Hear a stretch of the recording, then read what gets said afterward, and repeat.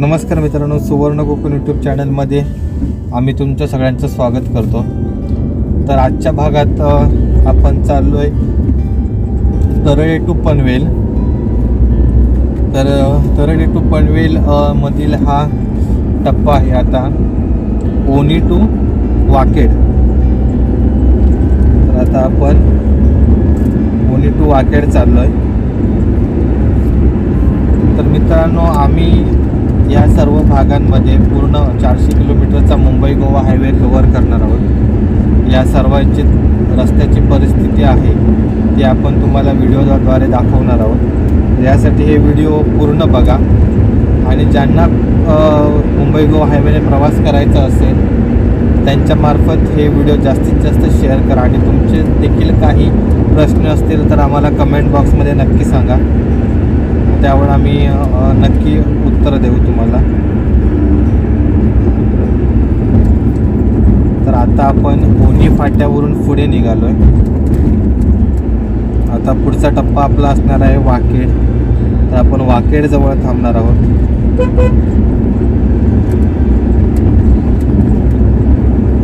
या ठिकाणी रोडचं काम मोस्टली पूर्ण झालेलं आहे. हे जे बाजूला कास्टिंग करून ठेवलेले हे आहेत पार्टिकल्स, ते आपल्याला ब्रिजच्या भरावासाठी यूज करतात. त्यासाठी इकडे कास्टिंग करून ठेवले आहे.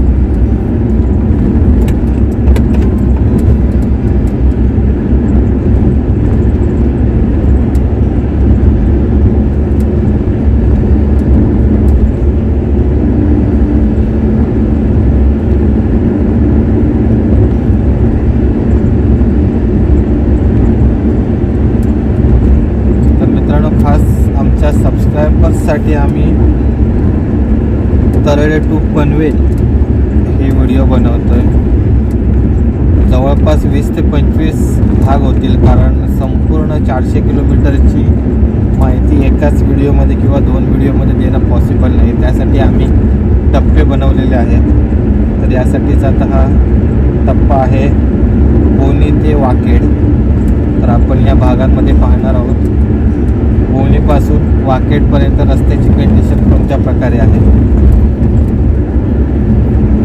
ओव्हरऑल इकडे व्यवस्थित रस्ता झालेला आहे. थोडंसं व्हायब्रेशन आहे, लेवल चांगली नसल्यामुळे रोडला. बाकी retaining wall, gutter, sign board, संरक्षक कठडे याची कामं पूर्ण झालेली आहेत. नेमप्लेट म्हणजे किलोमीटर स्टोन देखील लावलेले आहेत. प्रत्येक तुम्हाला टप्प्यांची माहिती देण्यासाठीचे स्टोन देखील आहेत. आता इथून लांजा 17 किलोमीटर राहिले. मित्रांनो, आम्ही 20 ते 25 मिनिटांचे असे एक भाग करणार आहोत. तर त्यामध्ये थोडाफार फरक देखील होऊ शकतो.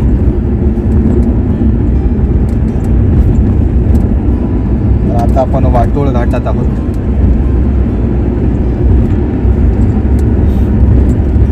या ठिकाणी देखील काम झालेलं आहे. मोस्टली 4 लेनचं काम पूर्ण झालेलं आहे.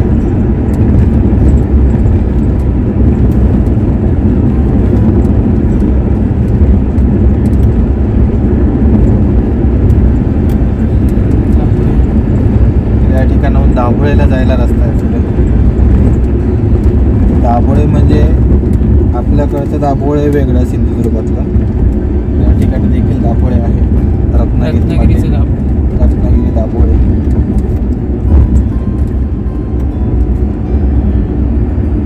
सर्विस ड्रायव्हिंग करत असल्यामुळे जास्त बोलत नाही, कॉन्सन्ट्रेट करतो ड्रायव्हिंगवर. कारण आत्ताच मागच्या भागात एक होंडा सिटीवाला आम्हाला पूर्ण कट मारून गेला. तो पुढे भेटला तर त्याला जरा विचारायचं आहे की एवढी घाई करून तो कुठे चाललाय.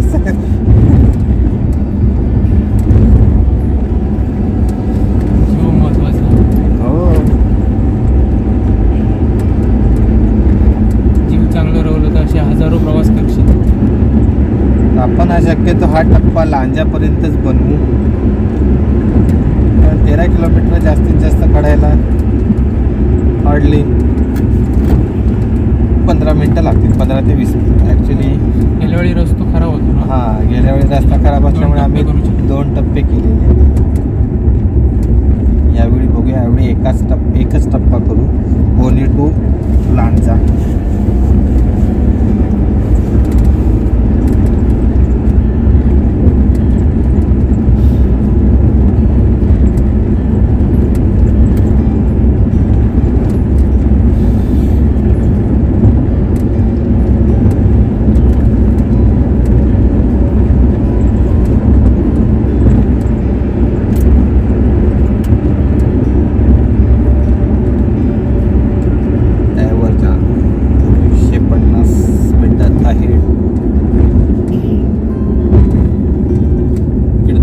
ब्रिजच्या दोन्ही लेनचं काम झालेलं आहे.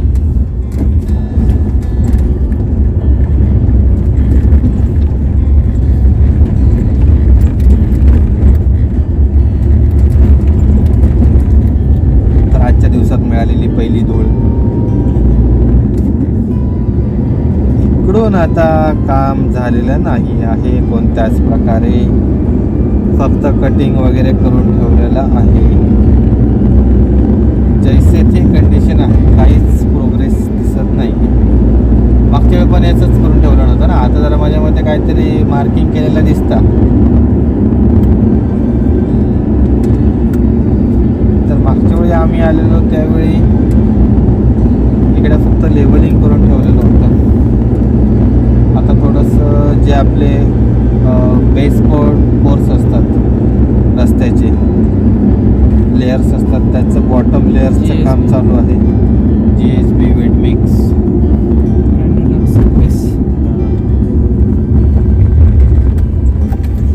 हे आम्ही कधी गाडी शिकलेलो होतो हायवे इंजिनिअरिंग मध्ये. GSB wet mix, base coat, top coat आणि अजून काय सुपर एलिव्हेशन, क्राऊन,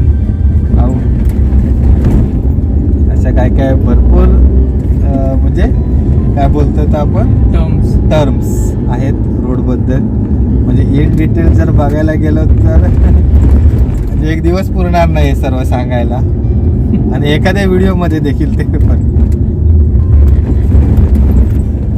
तर त्यावेळी आम्ही अभ्यास केलेला हायवे इंजिनिअरिंगचा, आणि ॲक्च्युली तेव्हा आम्हाला एवढं काही आयडिया देखील नव्हती. पण नंतर आता ह्या मुंबई गोवा हायवेच्या माध्यमातून पुन्हा एकदा आम्हाला अभ्यास करण्याचं हे होतं आहे. पुन्हा एकदा या गोष्टीशी आम्ही हे झालो. कॉलेज सोडल्यानंतर रोडशी तसा जास्त संबंध नव्हता.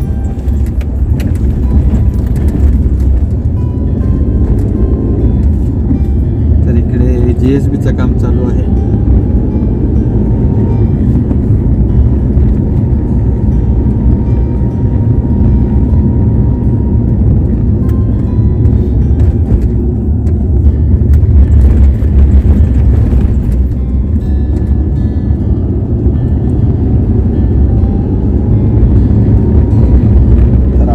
वाकेडमध्ये पोहोचलो आहे.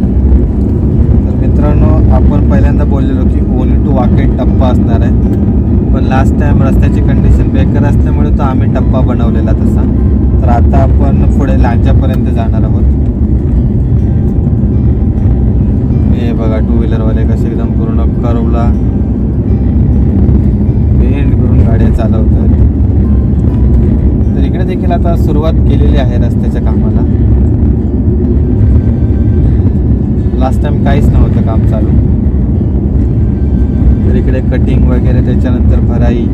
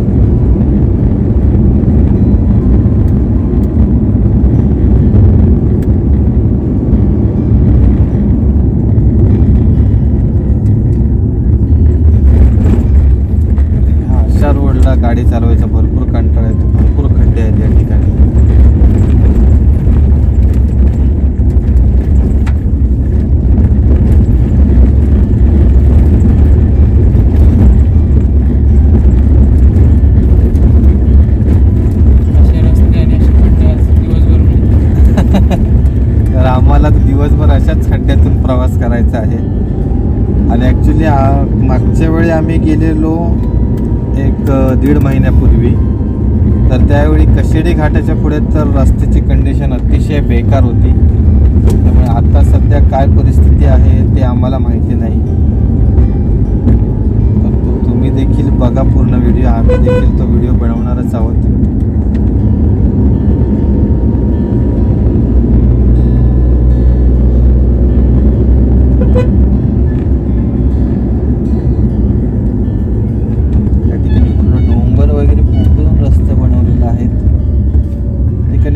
भरपूर अरुंद रस्ते होते, त्यामुळे या ठिकाणी भरपूर अपघात देखील व्हायचे.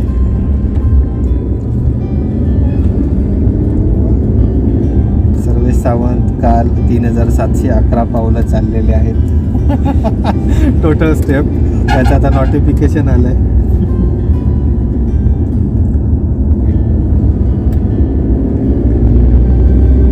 मी पेनिन्सुला जॉबमध्ये होते ना, त्यावेळी चॅलेंज होतो आमचा पावला जास्तीत जास्त चालायचं. तर काय करायचं त्याच्यासाठी कमीत कमी लिमिट असा नव्हता काही देखील, कारण 11 टीमी होते आणि 3 दिवसात, कारण आमच्याकडे जास्त ना इंजिनियर्स आणि सुपरवायझर्स, आणि आमच्याकडे एरिया पण चांगला लोणावळा म्हटल्यावर फिराक सारखे फिरायचे, कोण थांबतच नाही. 3 काय 4थ्या दिवशी आम्ही 4थ्या नंबरला पोचलो.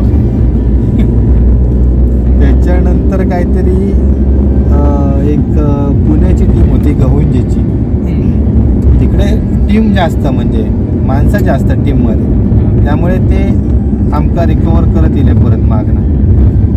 आणि मग नंतर आमच्या एकदा काम चालू झालं, एक मीटिंग होती, त्याच्यामुळे आम्ही कामात बिझी. तरी पण आम्ही 3rd नंबरपर्यंत कव्हर केला आणि इकडे तर आम्ही 30-30 हजार पावला चालायची दिवसात. हां, आणि शनिवार रविवार आम्ही इकडे तिकडे फिराक जायचे ना, तर त्यावेळी आम्ही रिक्षान वगैरे नाही जायचे, चालत. मी एका जोगेश्वरी आहे ना, वेस्टर्न एक्सप्रेस हायवे, तिकडून मी वर्सोवॅक चालत गेलोय. वर्सोवॅक चालत गेलोय मी, म्हणजे विचार कर, मेट्रो होती तरी पण मी चालत गेलोय. रिक्षे बरोबर 72 रुपये घ्यायचे त्यावेळी, 2018 साली 72 रुपये घ्यायचे. मी तिकडे चालत गेलोय 8 किलोमीटर काय काहीतरी. स्टेप वाढवायचे होते शेवटी, आणि तू धावलास तर अजून वाढायचे, स्पीडने चाललंस तर थोडे मीडियम वाढायचे. सेम होता सगळ्यांकडे. हां, सगळ्यांकडे ॲप सेम, लोकेशन चालू कंपल्सरी, की तू कुठपर्यंत चाललंस. तर अजून पण त्याच्यामध्ये दोघा तिघांनी गोंधळ घातल्याने होते की मोबाईल हलवायचो जागेवर बसायला, स्टेप वाढतात. हे पण ट्रिक केलं नव्हते, तर त्यांना बॅन केल्याने त्याच्यामध्ये. आणि नंतर कंपल्सरी लोकेशन केल्याने, लोकेशन कंपल्सरी झाल्यामुळे लोकेशन ट्रॅक होऊ लागला ना, की तू किती ट्रॅक हे केलं असता. नाहीतर ना ते पुण्यावाले वगैरे बघ, मोबाईल असं हलवलं की स्टेप वाढतात. अरे जाग्यावर बसन 400-500 स्टेप 5 ते 10 मिनिटात. अजून काय हवा तुका?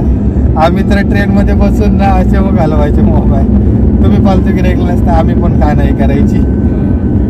नंतर बॅन केल्याने ते, म्हणजे ते जे तसे केलेले काउंट होते ना एकाच लोकेशनला थांबून, ते नंतर स्टेप त्यांनी कट केले.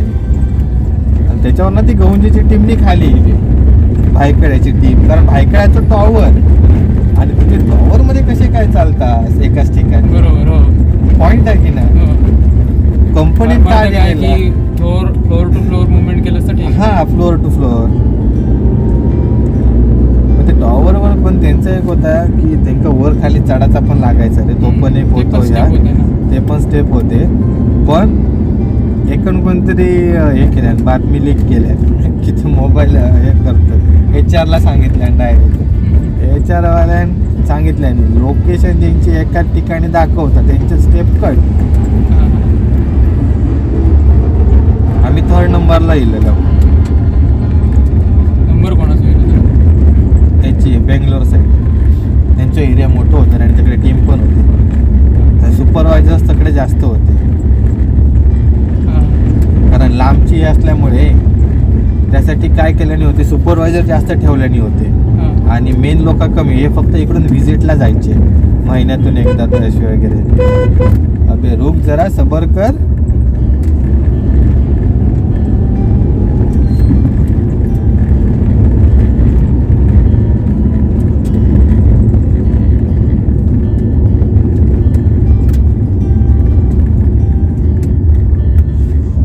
आपण पन्हाळे गावाच्या आसपास आहोत. या ठिकाणी रोडचं काम आता चालू असल्यामुळे जरा सावकाश जावं लागतंय. लास्ट टाइम आम्ही आलेलो त्यावेळी ते काहीच काम चालू नव्हतं, पण लवकरात लवकर हे देखील काम पूर्ण होवो, होय की नाही. या गणपतीत तरी लोकांका सोसायटी बैठाकावा आणि या गणपतीत पण निघाणं घातलेली यांनी तर लावलेली वाटत. हल्ली 4-5 वर्षात कंटिन्यू प्रॉब्लेम होतो. हो, तरी लोक आता वरसून जास्त येणार. हां, कोल्हापूर मार्गे. अरे पण कोल्हापूर मार्गे पण आम्ही अडकलेलो. हो, थंय पण ट्रॅफिक होता. 2 वर्षापूर्वी आमका जोगेश्वरी टू शिरगाव येऊ 22 तास लागले आणि 7 तास फक्त मुंबईमधून लोणावळ्यात येऊ 7 तास. म्हणजे रात्री 1 वाजता निघालो ना, ते आम्ही सकाळी 8 वाजता लोणावळ्यात पोहोचलो. पूर्ण घाट वगैरे सगळा जाम. मुंबईतून निघाल्यापासून ट्रॅफिक, पनवेलमध्ये जाम. आणि सेम त्यावेळी आपल्या मुंबई गोवा हायवे पण जे बघ एक्सप्रेस हायवे चालू होता तिथपर्यंत, त्याच्या मागेपर्यंत जाम सगळा. लोकांनी काय केलं आणि इन्फॉर्मेशन घेऊन या बाजूक गेले असतात. हां, पण नंतर मग इकडे गेल्यामुळे पण काय झालं, घाटामध्ये पण एक कोणतं तरी ट्रक ब्रेकडाऊन झालो, त्यामुळे घाट जाम. म्हणून त्या खालापूरच्या टोल नाक्यावर अनाऊन्समेंट काय केल्यानी की तुम्ही खोपोली मार्गे जावा. अरे खोपोली मार्गे पण तोच धिंगाणो, सगळेजण खोपोली मार्गे निघाले आणि भेंडी बरोबर ना तो लोणावळ्यात जाऊची एक्झिट आहे ना, म्हणजे आपण मुंबईत येताना तिकडे अटॅच होतो. अरे त्या ठिकाणी मी जवळपास 1.5 तास असं चढावा, गाडी हँडब्रेक मागे दगडला, 1.5 तास एकाच जागेवर, पुढे नाही की मागे नाही.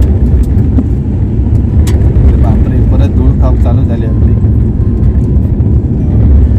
त्या ठिकाणी डायव्हर्जन्स असल्यामुळे भरपूर रस्त्याची कंडिशन बेकार आहे. मातीचा रस्ता बनवलेला आहे या ठिकाणी.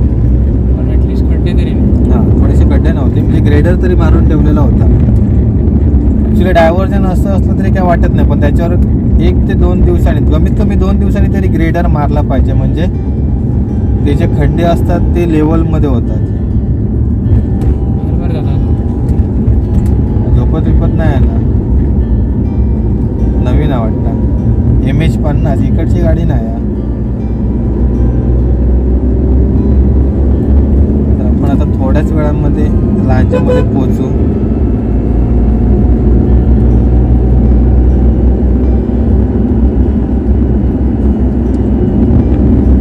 तर या ठिकाणी आता या आपल्या सिंधुदुर्गमध्ये जाणारे लेनचं काम चालू आहे. लवकरात लवकर ते देखील पूर्ण होईल आणि तो रस्ता चालू होईल. त्याच्यानंतर मग मुंबईला जाणारी लेनचं काम हाती घेण्यात येईल.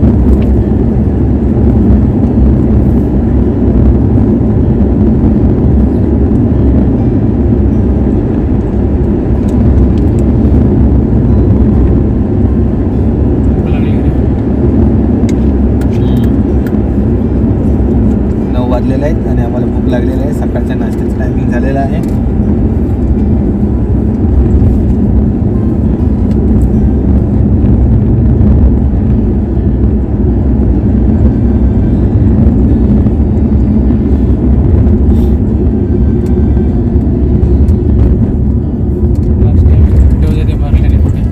हो, त्या ठिकाणी खड्डे होते.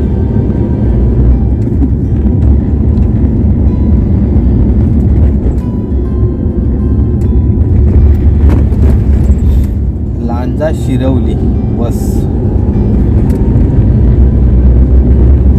तर इकडे उंची वाढवत आहेत रोडची. हा जुना रस्ता सखल आहे. या ठिकाणी म्हणजे अप डाऊन होते, त्यामुळे ते आता एक लेवल केलेली आहे या नवीन रोडच्या कामामध्ये.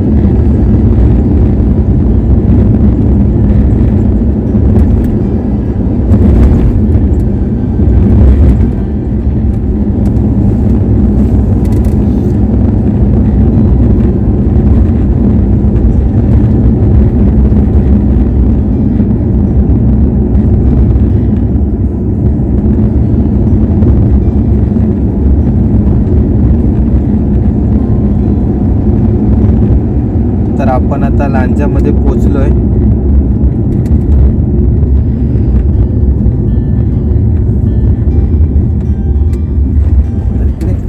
रस्त्याने फक्त नॉर्मली थोडेफार खड्डे आहेत, बाकी तरी एवढा काय प्रॉब्लेम नाही. बाकी ओव्हरऑल रस्ता ठीक आहे.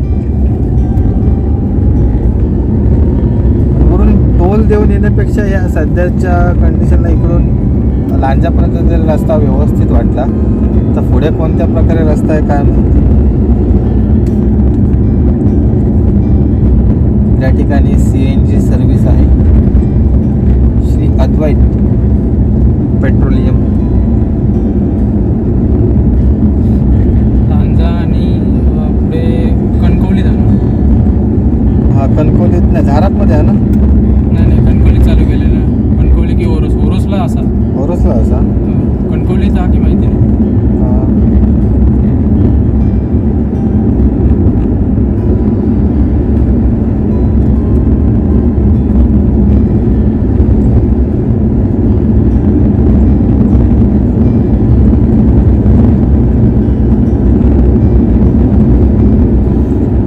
आपण आता लांजामध्ये पोहोचलो आहे.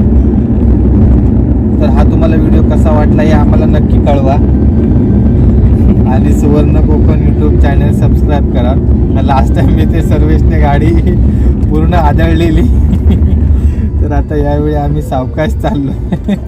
1 2 दिसत पण नाही वाईट. 4 पट्टे मारले. हो पट्टे बिट्टे काहीच मारले नाही. तर मित्रांनो तुम्हाला पोनी टू लांजा हा भाग कसा वाटला हे आम्हाला नक्की कळवा. आणि त्याचसोबतच आपले मुंबई गोवा हायवेवरील इतर भाग देखील बघा, जेणेकरून संपूर्ण मुंबई गोवा हायवेच्या परिस्थितीची तुम्हाला माहिती मिळेल. धन्यवाद.